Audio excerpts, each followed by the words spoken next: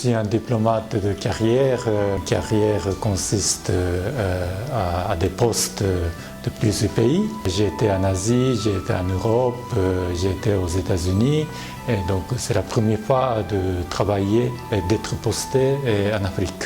Donc je suis très motivé à faire mon travail ici. J'étais diplômé de la faculté de droit de l'université de Tokyo, l'université la plus qualifiée, la plus importante du Japon. Et après mes études à l'université, je suis entré au ministère directement en 1985. En 2015, à cause des attaques terroristes qui se sont produites en Tunisie, les échanges culturels ont un peu baissé entre les deux pays, malheureusement.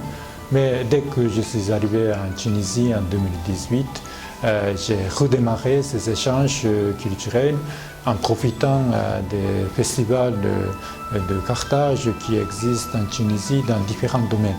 Et donc l'année dernière, le Japon était l'invité d'honneur pour le JCC, la journée cinématographique de Carthage. Et donc nous avons projeté plusieurs films japonais, nous avons invité aussi des groupes de danseurs et musiciens. Donc nous allons continuer dans cette voie cette année. Nous allons inviter aussi un orchestre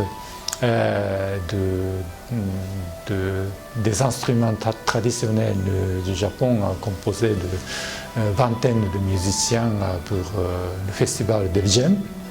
Et puis nous allons aussi participer au festival de Carthage au mois de juillet et également au festival de Octobre musical en octobre.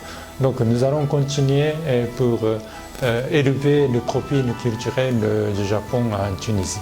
Le tourisme, c'est un domaine très prometteur pour les deux pays. Encore une fois, avec la révolution et le terrorisme, le nombre de touristes a baissé en provenance du Japon.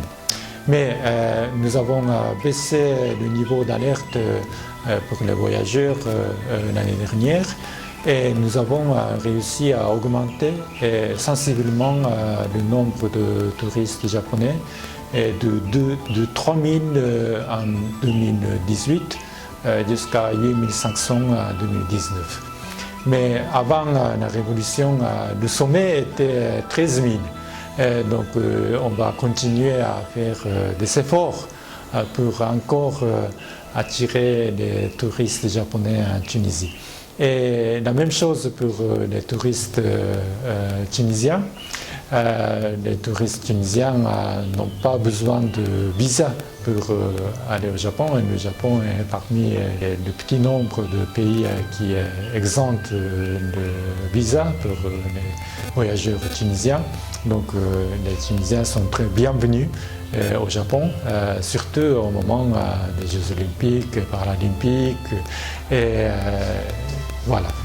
Oui, à la différence des touristes des autres pays, les Japonais sont très attirés par les héritages historiques et culturels. Donc ils font du tourisme culturel. Donc ils ne vont pas rester dans des hôtels all-inclusive pendant 2 semaines, mais ils font le bouge de Kairouan à Tozeur, Nafta et à Duga. Donc ils sont très curieux et ils dépensent beaucoup d'argent.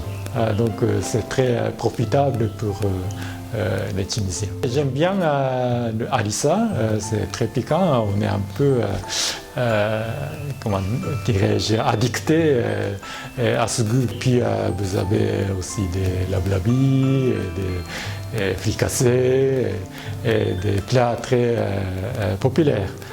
J'aime bien, et aussi bien sûr des traditionnels comme le couscous et le brick. Et chaque région a des spécialités. J'aimais beaucoup, par exemple, le fromage de Beja. C'était excellent. Le plat le plus goûteux pour moi jusqu'à présent, c'était du couscous à Kérouan. le point le plus important à propos de nouvel règne de l'empereur japonais. C'est la première fête nationale sous son règne. Nous avons changé l'empereur l'année dernière. Nous sommes entrés dans une nouvelle ère qui s'appelle Reiwa, dont la signification est la belle harmonie.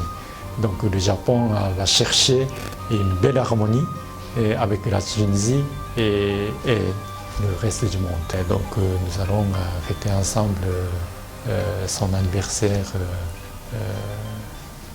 la semaine prochaine.